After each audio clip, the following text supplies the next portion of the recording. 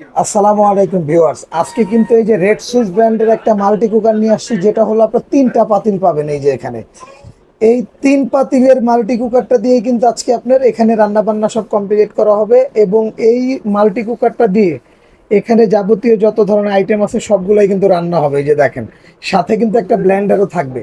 এটা হলো ফোমা জাপানিজ একটা ব্লেন্ডার, এবং এই ব্লেন্ডারটার প্রাইসটা থাকবে হলো আপনার ৬,২০০ টাকা।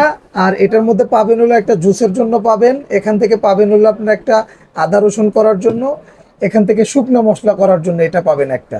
এই 3টা পাবেন হলো ব্লেন্ডারটা। ওকে। আর এখানে থাকবে হলো আপনার মাল্টি কুকার।